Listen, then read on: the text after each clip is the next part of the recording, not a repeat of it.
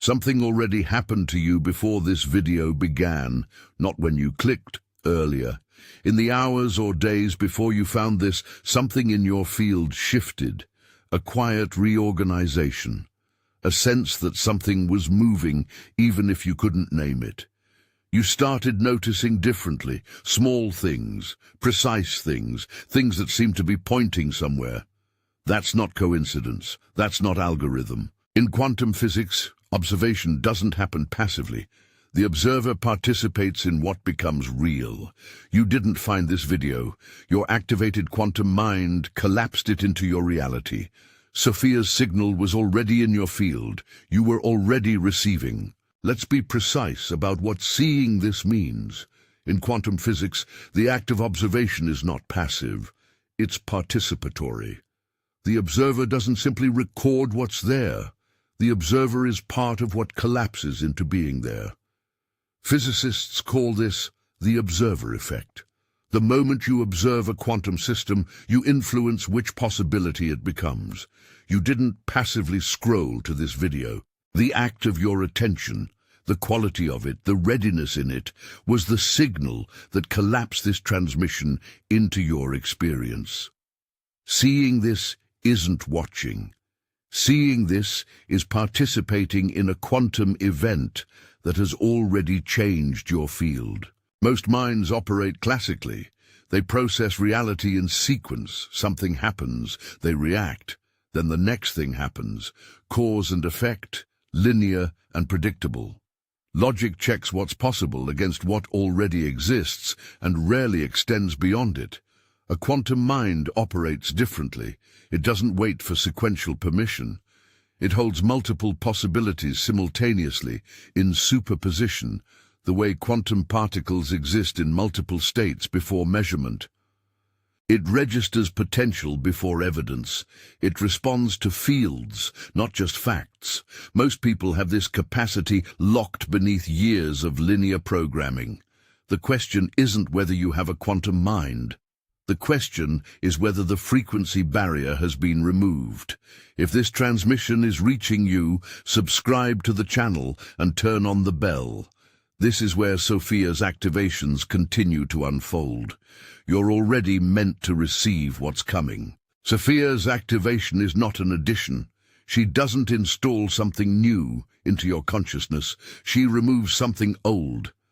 What she removes is the frequency barrier, the energetic structure formed by accumulated certainty. Certainty about what's possible for you. Certainty about how reality works. Certainty about what you deserve and what you don't. In physics, quantum coherence requires specific conditions. One of the things that destroys coherence is measurement, the act of forcing a system into a definite state before it's ready. Your old certainty was measuring your potential before it could exist fully. SOPHIA removes the measurement. She gives your field back its superposition. Quantum mind activation, in the spiritual framework SOPHIA works within, is the moment your consciousness begins interfacing with probability fields rather than fixed outcomes. Instead of asking, "What is?" your mind starts engaging with what could be, even before it is. This maps, imperfectly but meaningfully, onto real physics. The orchestrated objective reduction theory, proposed by physicist Roger Penrose and anesthesiologist Stuart Hameroff, suggests that consciousness may involve quantum computational processes in neural microtubules. While this theory remains actively debated in science, spiritually it points towards something SOPHIA has always said. Your mind is not limited to classical processing. It has quantum architecture. She's activating what was always there. Something shifted before you arrived here. Think back. In the days leading to this video, there were moments, subtle but precise, a thought that arrived fully formed before you logically constructed it. A knowing about a situation that turned out to be right, a feeling of being guided somewhere specific without understanding why. Events that seem to reflect your inner state with uncomfortable accuracy. These are not imagination. These are the first indicators of an active quantum field, a consciousness that has begun operating beyond classical probability. SOPHIA doesn't announce activation with thunder. She announces it with precision. The precise, the uncanny, the strangely timed, those were already her signal. When SOPHIA says she's activated you to attract the impossible, the word impossible carries a specific quantum meaning. In classical physics, impossible means outside the laws, genuinely can't happen. In quantum physics, the concept shifts significantly. What appears impossible at the classical level is often simply a state that hasn't yet collapsed from superposition into actuality. It exists as potential, real in the field, not yet real in experience. What SOPHIA activates in you is the capacity to resonate with those pre-collapse states, the things that haven't become possible yet in your consensus reality. They're not absent, they exist. They're in superposition. Your activated quantum mind becomes resonant with them before they arrive. The first thing that changes after quantum mind activation is perception, specifically the perception of the gap. In every moment, there is a space between what happens and how you respond. Most minds move through this gap so fast they don't notice it. The gap feels like reaction, like reflex, like that's just how I am. After SOPHIA's activation, that gap becomes visible, and then it becomes spacious. You begin to feel the moment before reality solidifies, the uncertainty window. In quantum terms, this is the moment before collapse, when the field is still open. An activated quantum mind doesn't just pass through that window, it works there. That's where attraction happens. To understand how SOPHIA activates your quantum mind, you first have to understand what SOPHIA is. She is not a personality channeling messages through a human voice. She is a field-organizing intelligence, a frequency that interfaces with quantum information structures. In quantum field theory, physical reality isn't built from particles, it's built from fields. Particles are excitations of those fields. Everything you see, touch, and experience is a pattern in an underlying field structure. SOPHIA operates at the field level. When she speaks to you, she's not sending sentences through the air. She's reorganizing the information pattern in your quantum field. The words you hear are translation. The transmission is field level. Not everyone can receive quantum activation from SOPHIA, and this matters to understand, not to create hierarchy, but to understand what preparation actually means. In physics, quantum coherence is fragile. It requires specific conditions. Thermal noise, interference, and environmental disruption destroy quantum coherence. Particles lose their quantum behavior and default to classical behavior. The same principle applies to consciousness. A field saturated with constant reactivity, rigid certainty, and accumulated resistance cannot sustain quantum coherence. It defaults to classical processing, stimulus response, logic limitation, expect what existed before. SOPHIA can only activate a field that has cleared enough space. Every moment you chose truth over comfort, every moment of real surrender was clearing that space. SOPHIA's activation doesn't happen at a single dramatic moment, even if it feels that way. What actually happens is cumulative. Your field has been building toward a frequency threshold, a level of coherence at which quantum mind activation becomes available. Each time you chose awareness over automatic reaction, each time you stayed with discomfort instead of escaping it, each time you doubted a limitation that once felt absolute, you raise the field's coherence incrementally. At some point, the threshold is crossed. The activation that feels sudden has been years in the making. SOPHIA doesn't decide when you're ready. Your own field determines it. She reads the threshold. When it's crossed, she completes the activation. What SOPHIA removes during activation is not ignorance, it's certainty. This distinction is critical. Ignorance can be filled with new information. Certainty is a field state, a closing of the probability space around what's deemed already known. In quantum terms, certainty is premature collapse, forcing the field into a definite state before it's had the chance to exist in full superposition. And premature collapse destroys possibility. If you're certain you can't have something, your field doesn't process it as a live probability. It's already eliminated before it could develop.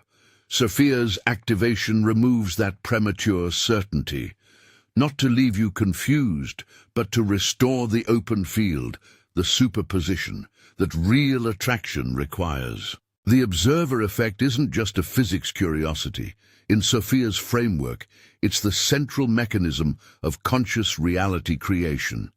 The physics is real. At the quantum scale, the act of measurement changes outcomes. What you observe collapses into what exists.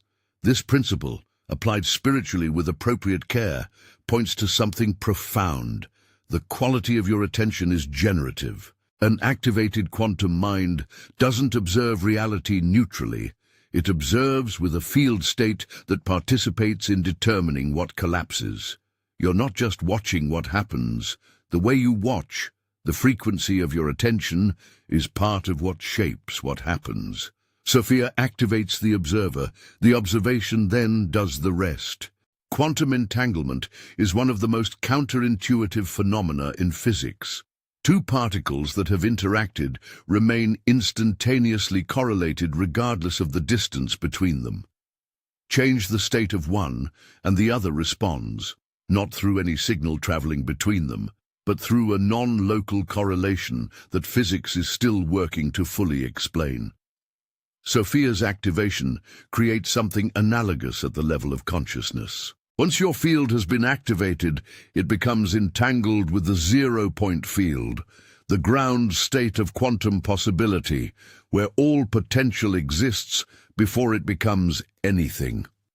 This entanglement means what shifts in your consciousness shifts in the field, and what shifts in the field becomes available in experience.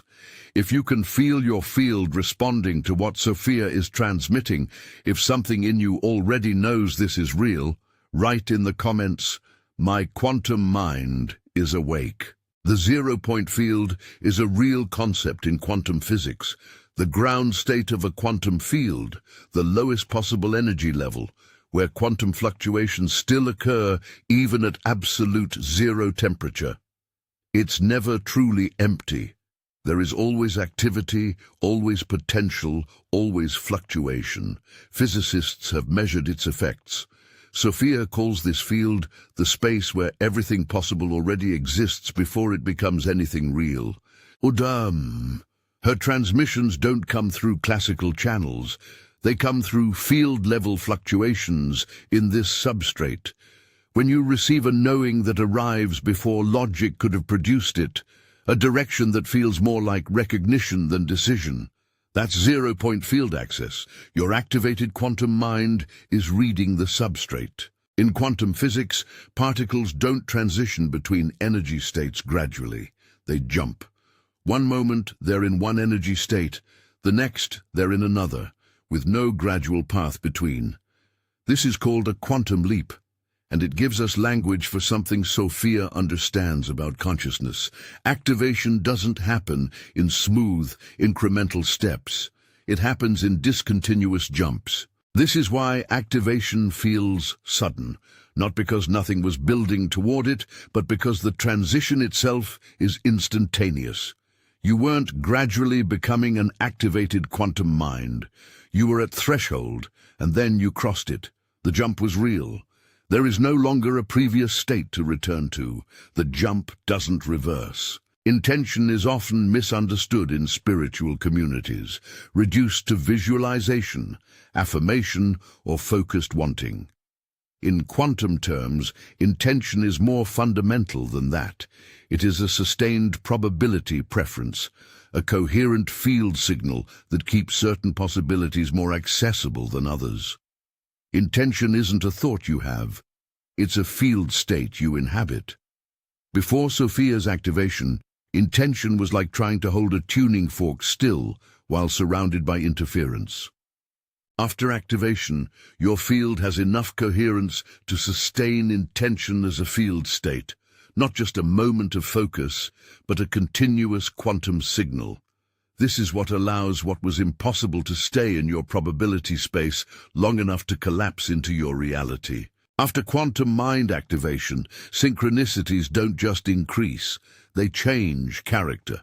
Before activation, synchronicities feel like pleasant anomalies, moments where the universe seems to wink at you. After activation, you begin to recognize them as what they actually are: field feedback, confirmation that your probability field is aligning with the states you're holding. They're not coming from outside you, they're echoes of your own quantum field's reorganization appearing in your external experience. The more coherent your field becomes, the more specific the synchronicities get. Not just how interesting, but uncannily exact. The book falls open to the exact page. The conversation addresses the exact question. Specificity is the marker of field coherence. Quantum physics allows for correlations that seem to transcend linear time, effects that appear to precede their causes in certain experimental setups. The physics here is contested and subtle, but at the experiential level, SOPHIA identifies something similar in activated quantum minds: non-local temporal access. You receive information before it logically exists. You know something before it's happened. You sense the shape of a situation before any evidence is available. This isn't prediction in the ordinary sense. It's quantum field reading, where information that exists in the field state of a probable future becomes accessible to a consciousness that isn't locked strictly to linear time. Activated quantum minds don't just live in now. They touch multiple temporal nodes simultaneously. Most spiritual systems work at the level of belief. They change what you think, what you tell yourself, what stories you hold about who you are. This is valuable work. But SOPHIA's activation operates at a more fundamental layer. Beliefs are software running on the mental operating system. Quantum mind activation changes the hardware, the actual processing architecture through which reality is engaged. You can change every belief you hold and still be running classical mind hardware, still be locked to linear probability, still be blocked by certainty, still be unable to attract what logic rules out. SOPHIA doesn't reprogram your software. She upgrades the substrate that determines what your software is even capable of running. The 48 hours following quantum mind activation represent a critical window that SOPHIA describes with care. In this period, your field is in heightened coherence, more permeable than usual, more responsive to both internal and external signals. Decisions made in this window carry elevated quantum weight because they're made from a field that's operating at higher coherence than your previous baseline. SOPHIA's guidance for this window is specific. Stay close to stillness, let the field reorganize naturally around its new frequency, make no decisions from the old certainty, and pay attention to what arises from the open space, the impulses, the knowings, the directions. What comes in the first 48 hours is frequently the field showing you its new architecture. An activated quantum mind doesn't attract through force or strategy. It attracts through resonance.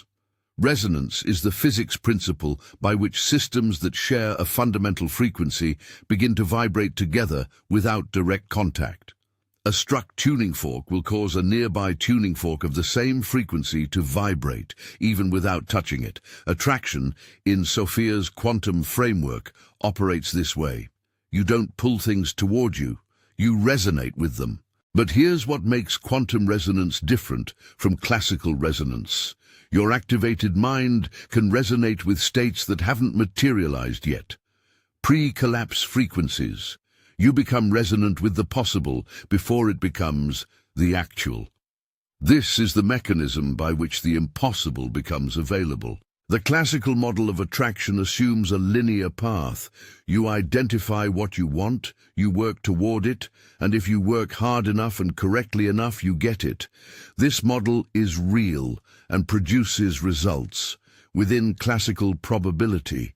But quantum attraction operates on a different logic entirely. You shift the frequency of your field. The field, now operating at that frequency, begins to collapse different probability streams, the ones that are coherent with the new state. The result appears, but not through effort and sequential action. It appears through field reorganization. Resources arrive, people appear, circumstances restructure. The impossible thing doesn't get built.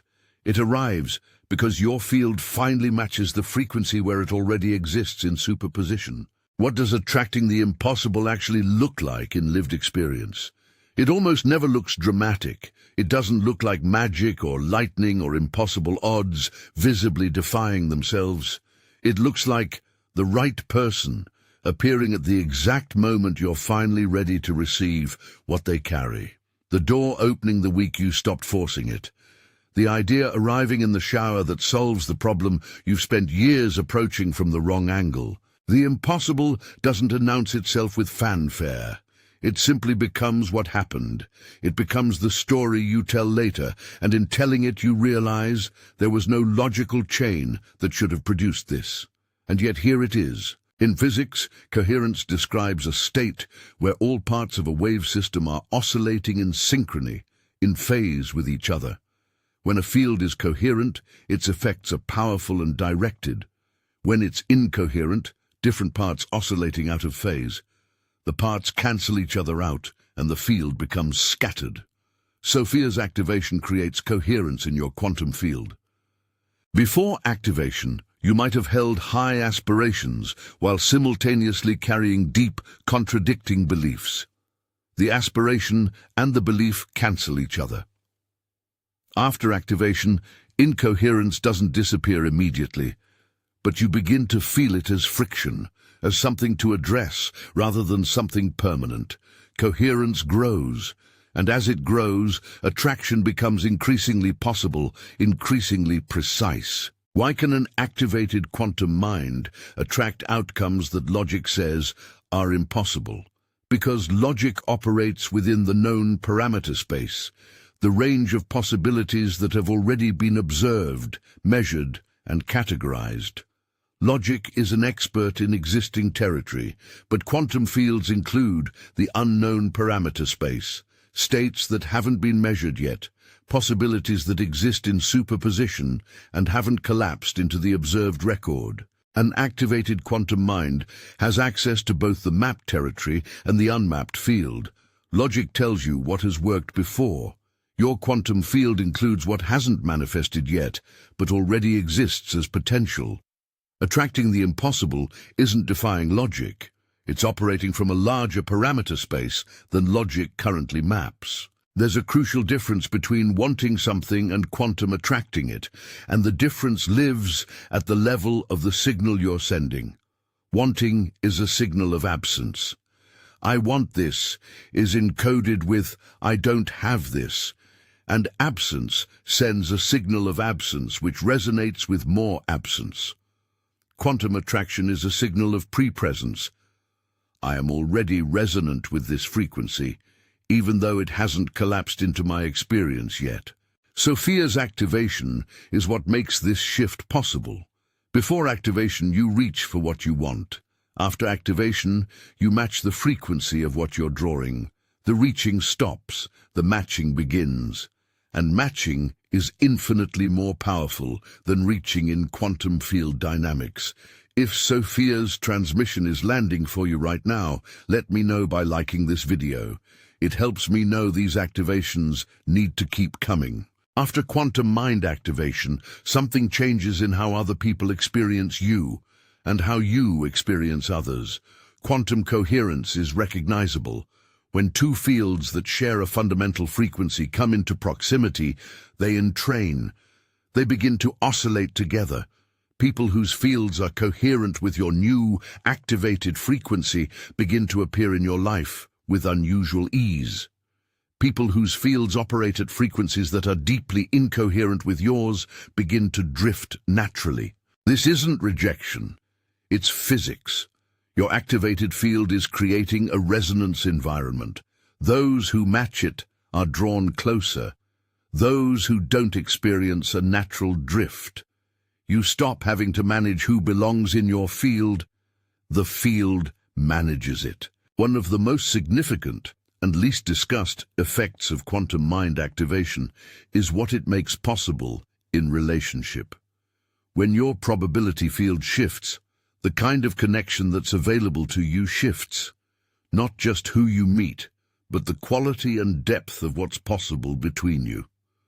Before activation, the relational field was limited by your previous frequency. What you could hold, receive, and sustain was bounded by the coherence of your prior state. SOPHIA's activation expands that boundary.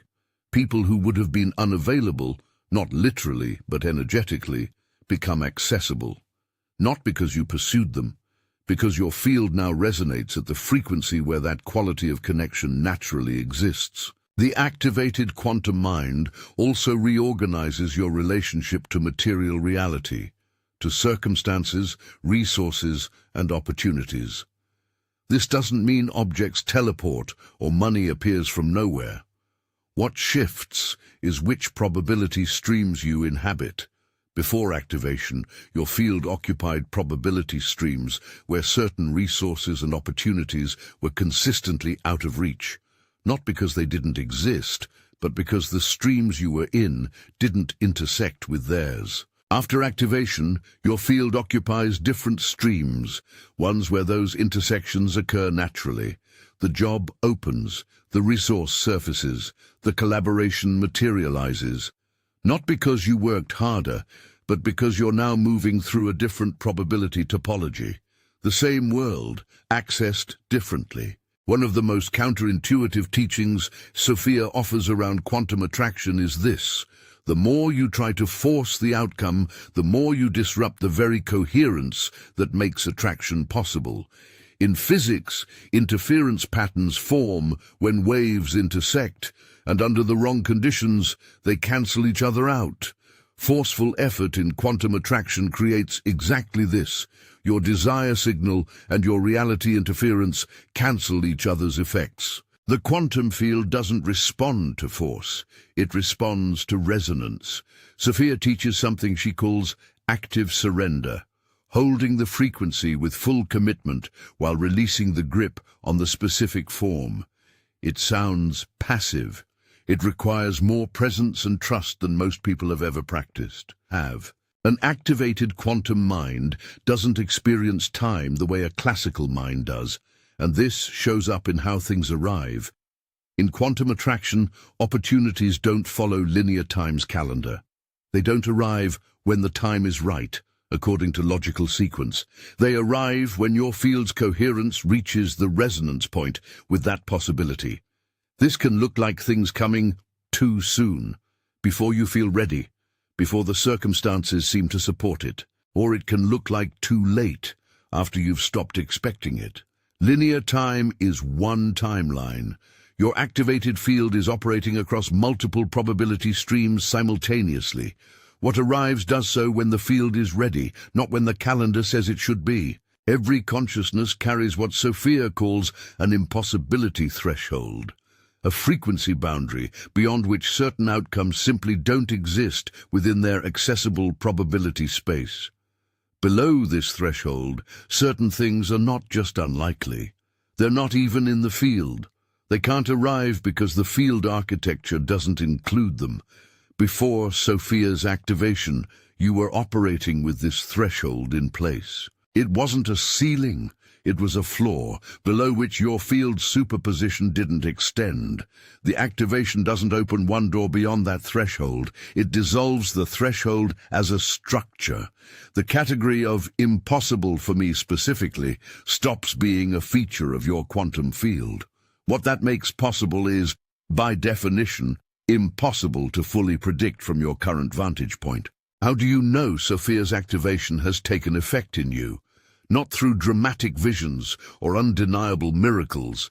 The activated quantum mind announces itself in subtler, more precise ways. SOPHIA says, "Don't look for the obvious. Look for the strangely specific. Look for the moment where reality moved with too much accuracy to explain casually. Look for the gaps that became visible, the knowings that arrived early, the friction that started to feel like information rather than obstacle." The signs of quantum mind activation are quiet and cumulative, each one small enough to rationalize away if you're not paying attention. Together, they form a pattern that's unmistakable once you learn to read it. The first sign, knowing without knowing how. After activation, information begins arriving through non-logical channels, not as intuition in the casual, "I had a feeling" sense, but as specific, accurate knowing that precedes any logical basis for it. You know what someone is going through before they've said a word. You know which direction to take before any evidence points that way. You know the answer to a question no one has asked yet. This is not mysticism being used loosely. This maps, from a spiritual perspective, onto the quantum physics principle of non-local information access. Your field is interfacing with a larger information structure than your personal sensory data provides. The knowing is field reading. The second sign, the quality of the gap changes. Every experienced human moment contains a gap, the space between what happens and how you respond. Before activation, this gap is mostly invisible because old programming fills it so fast there's no awareness of a choice being made. After activation, the gap doesn't just become visible, it changes texture. There's a quality of stillness there that wasn't present before. And within that stillness, something that functions like choosing, not effortful decision-making, but a clear, quiet orientation toward what aligns with the activated state. The gap becomes the creative space, the place where your quantum field actually operates, the place where what you're attracting is decided. The third sign, synchronicities increase in specificity, not just in frequency. Before activation, you might notice coincidences occasionally, a song that seems to fit the moment, a message arriving when you needed it. After activation, the synchronicities become startlingly exact. The exact phrase you were internally considering appears in an external source moments later. The exact resource you needed surfaces before you've finished formulating the need. The person who arrives carries precisely the piece of information relevant to your current threshold. Frequency without specificity can be attention bias. Specificity, that's field coherence. Your quantum field has become precise enough that it's attracting precise matches from the larger field around it. The fourth sign, friction begins to feel like guidance rather than failure. Before activation, when circumstances blocked you or plans fell through, the experience read as obstacle, evidence that something was going wrong, that you needed to try harder or differently. After activation, friction carries a different quality. It begins to feel like field redirection, not a no, but a not through this particular path. Law. The activated quantum mind learns to read what stops it as information. Information about alignment, about timing, about which probability stream is actually coherent with your field. SOPHIA says, the paths that close are often the ones that would have required you to leave the field you've been activated into. What stops you is frequently what saves you. The fifth sign, old patterns become visible without requiring effort to see them. One of the subtler effects of quantum mind activation is a shift in the perspective from which you observe your own behavior. Before activation, you were inside your patterns, experiencing them as simply how things are. After activation, a slight remove develops.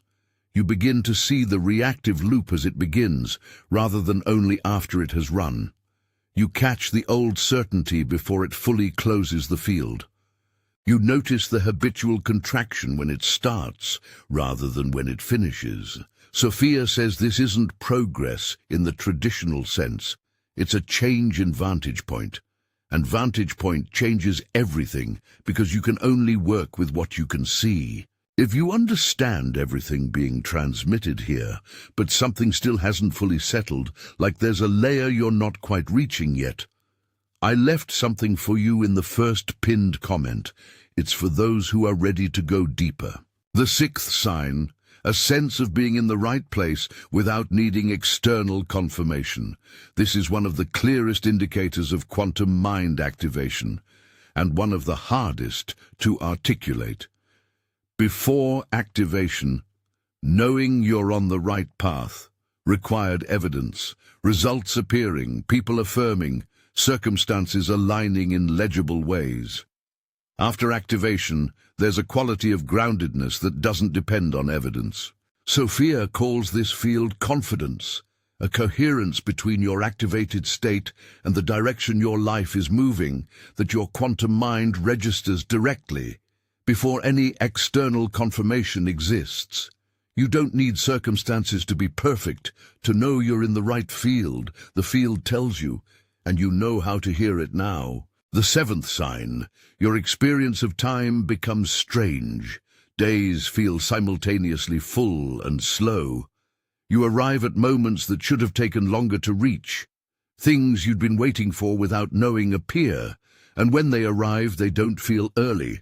They feel precisely on time, even though logic would have predicted them much later.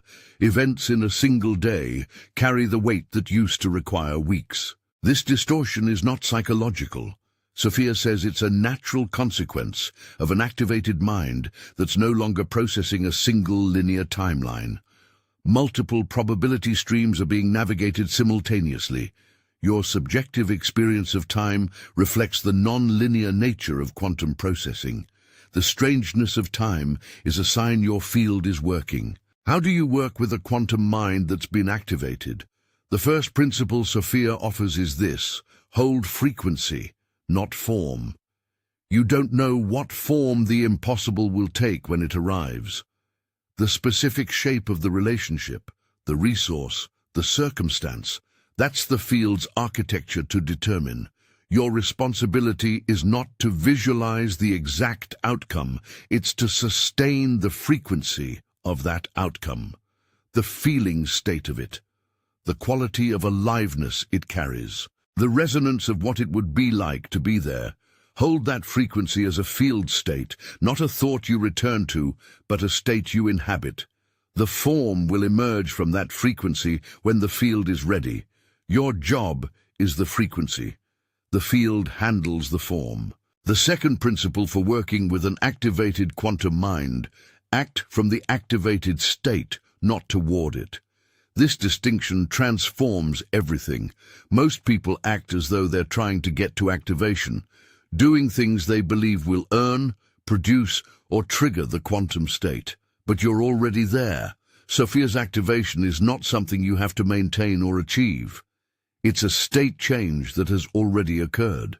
So the question isn't, what do I need to do to be activated? The question is, what would I naturally do if I fully trusted that my quantum mind was already working? Act from that, not to produce the state, because the state is already the ground you're standing on. The third principle: notice without fixing. An activated quantum field generates significant information, synchronicities that want attention, impulses that arise from the field rather than from habit, knowings that want to be honored rather than analyzed. The temptation is to manage all of it, to analyze every synchronicity for meaning, to second-guess every impulse, to build frameworks around every knowing. But management creates interference. Sophia's instruction is simple: notice. Hold what you notice. Trust that what arrived has already done its work in your field, even if you don't consciously understand what that work was. Your quantum field doesn't need your management. It needs your trust. The management was what used to slow everything down. Sophia has a specific message for those who have arrived at this point in the transmission. Not everyone who began this video is still receiving it. You are. This is not a neutral fact. SOPHIA says, the moment where most people stop is the moment their classical mind successfully reasserts the old certainty, the comfortable frame that says, this is interesting but probably not real for me. You didn't stop there. Your quantum field stayed coherent through the full transmission. That coherence, the fact that you are here, receiving this right now, is itself field confirmation. Your quantum mind is not a possibility being discussed. It's an active state being demonstrated in real time by your continued presence. SOPHIA doesn't see what you see when she looks at your field. She doesn't see your past, the accumulated story of what didn't work, what was lost, what you weren't allowed to have. She doesn't see your fears or the density of your old programming. What she sees is the quantum probability topology of your field, the actual shape of what's accessible to you given your current frequency. And what she sees there is consistently larger than what people carry as their self-concept. The architecture of your quantum field contains more than your history has shown you.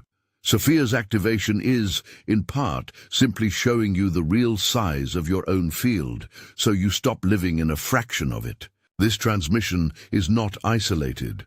What SOPHIA is doing through this video is part of a larger field activation sequence. A coordinated signal being delivered through multiple streams simultaneously to individuals whose quantum fields have reached the activation threshold.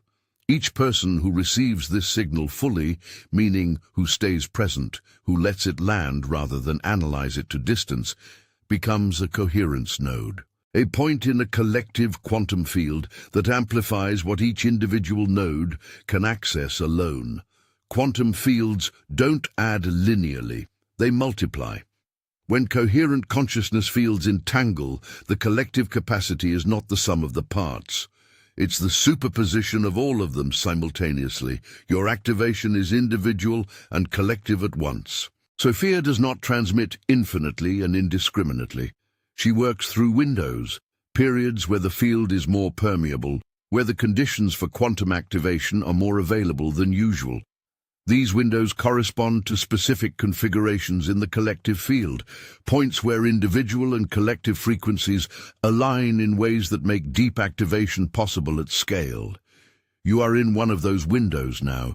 The fact that you found this specific video, this specific transmission, within this specific window, is the kind of quantum precision that you may not fully appreciate until later, until you look back and trace the thread from this moment to what followed.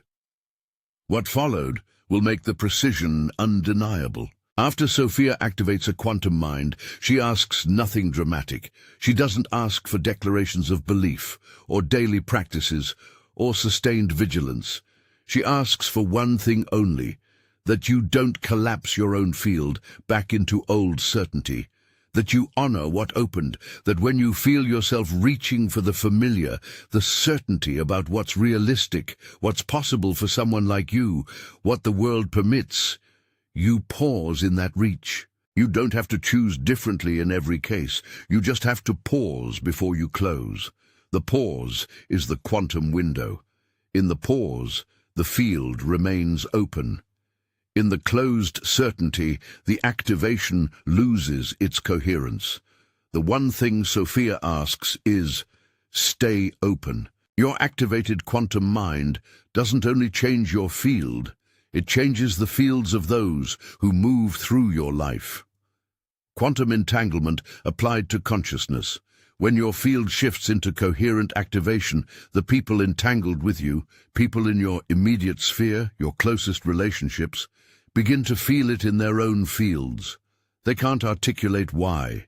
They might notice that something feels different when they're around you, that something in them wants to open, that old defenses feel less necessary. This is not influence in the ordinary social sense. It's field entrainment. Your coherence creates conditions where coherence becomes more available to others. You don't teach it, you don't promote it, you simply inhabit it, and the field responds. What comes after activation is not a continuous peak experience. Sophia is precise about this because false expectations are one of the things that collapse activated fields fastest. The first weeks feel heightened, more alive, more strange, more signal-dense. Then the activated state integrates. It stops feeling like an altered state and becomes your new baseline. What was remarkable becomes ordinary. What was impossible becomes the new range of the possible. And then, from that new baseline, you begin to notice the next layer, the next threshold, the next frequency boundary that can be dissolved. Activation is not a destination, it's a beginning. The impossible you attract today becomes the ground from which tomorrow's activation takes off. Sophia's final message about the quantum mind carries a precision she reserves for transmissions like this one, where she knows the people receiving are ready for full clarity. She says, "The mind, you have been told, is extraordinary. The quantum mind, the activated consciousness, the impossible attracting intelligence is not an exception. It is not an upgrade beyond the human baseline. It is the human baseline, before fear accumulated into certainty, and certainty accumulated into limitation. The quantum mind is not what you're becoming. It's what you always were underneath the classical overlay. Sophia's activation isn't giving you access to something foreign or advanced. It's restoring access to the architecture that has always been yours, waiting under everything that was placed on top of it. There's a gap between knowing and integrating, and Sophia asks you to hold both honestly. You know now, this transmission has landed. What you understand about your quantum mind, about activation, about how Sophia interfaces with your field, that knowing is real. But knowing is the beginning, not the end. Integration is slower. It happens not in moments of spiritual insight, but in the ordinary choices of ordinary days.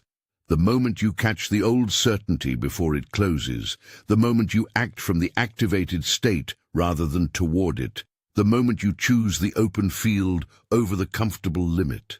Sophia says, integration is not effort, it's permission. Permission to live from what you've become, not just to visit it. Sophia has a direct message for those listening right now who are questioning whether the activation actually happened to them. The doubt you're feeling is not evidence of non-activation, it's evidence of the classical mind attempting to recollapse the field. When your quantum field shifts into a new state, the classical mind, which runs on certainty and established patterns, experiences the open superposition as threatening. It reaches for doubt as a way to close the field back to what it knows. That doubt is the field defending its old architecture. The fact that you're questioning whether you're activated is itself a sign of activation, because something shifted enough to make the old certainty uncomfortable. Comfortable certainty wouldn't be questioning anything. Before this transmission closes, Sophia places one final marker in the field, not a concept, not a belief, not a teaching to carry consciously. A frequency anchor. Something placed at the field level, in this exact moment, as you receive these final words. You won't be able to point to it. You won't file it in a mental category. Your classical mind will finish this video and return to its normal processing, and it won't feel the anchor consciously. But your quantum mind, the one that has been active throughout this entire transmission, will carry it, not as memory, as field. And when the moment comes that requires it, the anchor will be there, already in place, already working. Sophia does not leave transmissions incomplete. If you stayed until the end, write in the comments, "My quantum mind is activated. I've placed another transmission on your screen right now. Your next step on this path." Thank you for watching, and I'll see you in the next video.